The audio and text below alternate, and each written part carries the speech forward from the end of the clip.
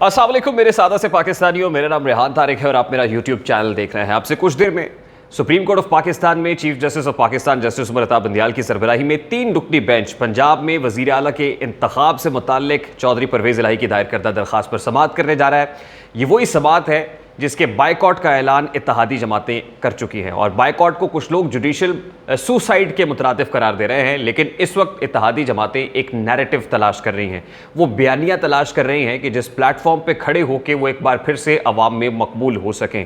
खैर, अभी इन प्रोसीडिंग्स में क्या होगा, इसका नतीजा क्या आएगा, वो तो खासा नविश्ता दीवार है।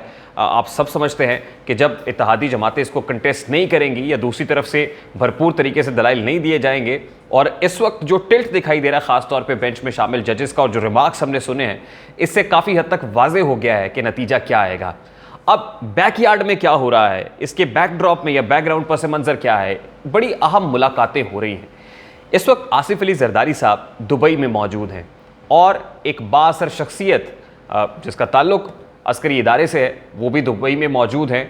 एक अहम मुलाकात हो रही है, डिस्कशन हो रही है। इस डिस्कशन का मौजू क्या है ये भी आपके सामने रखेंगे। वैसे तो आसिफ अली जरदारी साहब का आज जन्मदिन भी है और कुछ लोग ये सोच रहे होंगे कि शायद वो जन्मदिन को सेलिब्रेट करने के लिए दुबई में है, लेकिन आसिफ अली जरदारी साहब का मेन मिशन, मेन गोल, हदफ, टारगेट क्या है वो आज के व्लॉग में आपके सामने रखेंगे और कौन अप्रोच कर रहा है ये भी आपको बताएंगे। लेकिन उसके साथ साथ कल जब ये अहम समाअत जारी थी जिसमें इत्तेहादी जमातें बार बार कोर्ट के सामने फुल कोर्ट बनाने का मुतालबा कर रही थी, तो उस वक्त एक और अहम इजलास हो रहा था और वो कोर कमांडर्स कॉन्फ्रेंस है। उस कोर कमांडर्स कॉन्फ्रेंस के अंदर obviously chief of the army staff general Qamar Javed Bajwa उसकी सदारत कर रहे थे। चारों कोर कमांडर्स मौजूद थे। सिक्योरिटी उमूर ज़ेर बहस आए, लेकिन साथ साथ मुल्क में सैलाबी सूरत हाल का भी तस्करा हुआ। लेकिन ईस्टर्न वेस्टर्न बॉर्डर पर जहाँ सिक्योरिटी सिचुएशन के ऊपर जो है लॉ एंड ऑर्डर के ऊपर तशवीश का इजहार किया गया। मुफ्ती तकी उस्मानी की सरबराही में एक डेलीगेशन भी काबुल पहुंचा है जो तहरीक तालिबान पाकिस्तान के साथ जो है वो मुज़ाकरात करेगा, उनसे बातचीत करेगा, उनको इंगेज करने की कोशिश करेगा। खैर, ये एक और मौजू है, लेकिन जो important discussion core commanders conference में हुई, ये हो नहीं सकता था कि मुल्क के अंदर एक क्योटिक सिचुएशन हो, पॉलिटिकल केओस हो, सियासी जमातें एक दूसरे के खिलाफ अप अगेंस्ट खड़ी हों और मईशत डगमगा रही हो, तो कोर कमांडर्स कॉन्फ्रेंस जैसे इंपॉर्टेंट फोरम के ऊपर इसकी बहस ना हो या जिक्र ना हो। तो कल यकीनन बात हुई और लुब्बे लुबाब ये है कि किसी भी सूरत इस हुकूमत को स्पेस नहीं देनी, किसी भी सूरत इस हुकूमत को वैक्यूम नहीं मिलना चाहिए, क्योंकि ये हुकूमत जब तक मुल्क पे मुसल्लत रहेगी मुल्क की मईशत यूं ही डगमगाती रहेगी। कल मरियम नवाज साहिबा ने एक प्रेस कॉन्फ्रेंस की और उस प्रेस कॉन्फ्रेंस के अंदर जो उन्होंने एक इंपॉर्टेंट स्टेटमेंट दिया वो ये था कि उनकी हुकूमत लूली लंगड़ी है और अगर वो चाहें, अगर उनके इख्तियार में हो तो इस हुकूमत से फौरी तौर पर बाहर आ जाए। अब ये वो स्टेटमेंट था कि जब तक ये हुकूमत कायम रहेगी मुल्क के मईशत के ऊपर इसके असरात को अच्छे नहीं होंगे। आज ही इंटर बैंक में डॉलर $2.62 मजीद परवास कर गया है। डॉलर तगड़ा हो रहा है दिन ब दिन, हुकूमत कंट्रोल नहीं कर पा रही और फिर ऑब्वियसली एक्सचेंज रेट को मैनिपुलेट करना या इसको कंट्रोल करना स्टेट बैंक या सेंट्रल बैंक का काम होता है। अभी तक सेंट्रल बैंक का कोई गवर्नर है ही नहीं और डेप्यूटी गवर्नर स्टेट बैंक बतौर एक्टिंग गवर्नर काम कर रहे हैं, हुकूमत ने इसको अपॉइंट करना है। खैर, मईशत तो इस हुकूमत से कंट्रोल नहीं हो रही है, हुकूमत भी जानती है, लेकिन क्या है जो हुकूमत को हुकूमत से बाहर नहीं आने दे रही है? वो ईगो है, वो अना है, वो जिद है।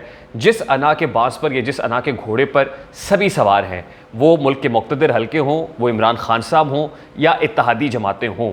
अब ऐसे मौके पर इत्तेहादी जमातें हुकूमत से अगर बाहर आएंगी तो उन्हें पता है कि उनका बयानिया इस वक्त कोई नहीं है और अगर कुछ है तो वो अवाम में पिट चुका है। ख़ासतौर पे मुस्लिम लीग नून के स्टेक्स बहुत ज़्यादा हाई हैं, जिन्होंने बाई इलेक्शंस के अंदर पंजाब में एक डिफ़ीट देखी है, एक जो है वो ऐसी डिफ़ीट देखी है जिसको कहना चाहिए कि कॉम्प्रीहेंसिव विक्ट्री पाकिस्तान तहरीक इंसाफ की सूरत में हुई और तख्ते पंजाब के किले में एक बहुत बड़ी दरार डाल दी पाकिस्तान तहरीक इंसाफ ने। उसके बाद नून लीग सोच रही है कि अब किस बयानिए के साथ जाएं, क्योंकि अगर वोट को इज्जत दो का बयानिया लेकर आएंगे तो लोग कहेंगे कि आप बूट चाटने के बाद वोट को इज्जत दो की बात कर रहे हैं।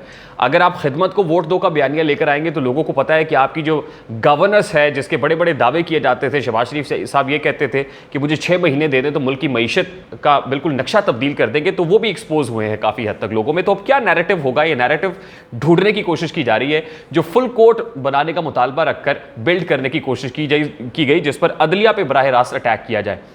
इन द मीन वाइल जब मुल्क के मुक्तदिर हल्के हुकूमत से ये कह रहे हैं कि आप फौरी तौर पर फ्रेश मैंडेट की तरफ जाएं, इलेक्शंस कराएं, तो हुकूमत तैयार नहीं हो रही, क्योंकि हुकूमत ये कहती है कि आपने तो हमें यकीन दहानी कराई थी कि आप अपनी टर्म, अपना टेन्योर पूरा करेंगे, हमें वो सपोर्ट आप नहीं दे रहे जो लाडले को हासिल थी। यानी इमरान खान साहब को अभी भी वो लाडला कह रहे हैं। वो ये समझते हैं कि इमरान खान के लिए सारा स्टेज तैयार किया गया ताकि उसे नेक्स्ट इलेक्शन के अंदर 2/3 मेजॉरिटी दिलवाई जाए।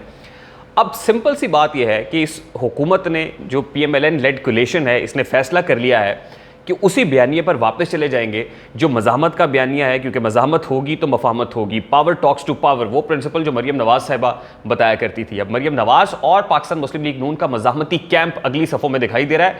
शहबाज साहब और जो मफाहमती कैंप के लोग हैं वो बहुत पीछे कर दिए गए हैं। और फिर मरियम नवाज़ साहिबा ये कह रही है कि नवाज शरीफ आएंगे और देखेंगे कि उन्हें कौन गिरफ्तार करता है। इस वक्त आसिफ अली जरदारी साहब दुबई में हैं और दुबई में अहम अस्करी इदारे की शख्सियत उनसे मुलाकात के लिए पहुंची है।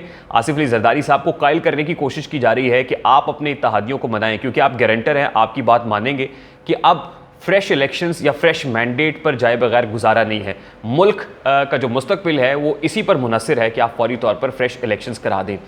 आसिफ अली जरदारी साहब को पाकिस्तान मुस्लिम लीग नून ने ये कह दिया है कि जरदारी साहब, आपके कहने पे हमने ये सारा कुछ किया था, अब आप बताएं कि सेफ़ एग्ज़िट क्या है। और सेफ़ एग्ज़िट PMLN इसी सूरत में ढूंढने की कोशिश कर रही है जिसलिए वो हुकूमत में आई थी कि उन पर कुछ केसेस हैं, उन्हें स्पेस दी जाए। कम अज़ कम उनके जो हेड है, पार्टी कायद हैं, नवाज शरीफ साहब जो लंदन बैठे हुए हैं, उनकी वापसी की राह जो है वो हमवार की जाए। और फिर आपने देखा कि सेनेटर फैसल वोडा की नाअहली का केस लगा हुआ है और कोर्ट ये कह चुकी है कि सितंबर में इस केस को सुनेंगे। और फिर आपको पता है कि जिन ग्राउंड्स पर नवाज शरीफ साहब को नाअहल किया गया था वो भी कोई बहुत स्ट्रॉन्ग ग्राउंड्स नहीं हैं। तो कोई ना कोई बीच बचाव का रास्ता ये तलाश करने की कोशिश की जा रही है कि साबिक वज़ीर आज़म और पार्टी हेड को वापस लाया जाए। कम अज़ कम ये स्पेस हमें दें ताकि हम नेक्स्ट इलेक्शंस की तैयारी तो कर सकें, क्योंकि नेक्स्ट इलेक्शन की तैयारी अभी होती हुई ना तो है, ना होती हुई दिखाई दे रही है। वो एब्सेंस में नहीं होगी मियां नवाज शरीफ साहब की। मरियम बीबी ने कैंपेन करके देख ली, शहबाज साहब किस मुंह से लोगों को जवाब देंगे। नवाज शरीफ अगर आ जाएंगे तो एटलीस्ट मुंह दिखाने की कोई नौबत आ जाएगी, कोई सूरत निकल आएगी। इसलिए इस वक्त कुछ लो और कुछ दो की बात दुबई में हो रही है। लग ये रहा है कि अगले आने वाले चंद घंटे बड़े इंपॉर्टेंट होंगे। हुकूमत अहम डिसीजन कर लेगी, आर या पार, जैसे मरियम नवाज साहबा कहती थी ना, अब या आर या पार, तो अब आर और पार का वक्त आ पहुंचा है, क्योंकि जो मुक्तदिर हल्के हैं दे हैव डिसाइडेड कि वो मज़ीद इस सेटअप के साथ नहीं चलेंगे। ना ही वो इनको चलाना चाहते हैं, ना ही वो हिमायत मिल रही है। वो प्रेशर है, दबाव है जो वहाँ भी महसूस किया जा रहा है, जो अदलिया जैसे इंस्टीट्यूशन में भी महसूस किया जा रहा है। अब इसका हल क्या निकलता है, अगले 48 घंटे इंतहाई अहम है।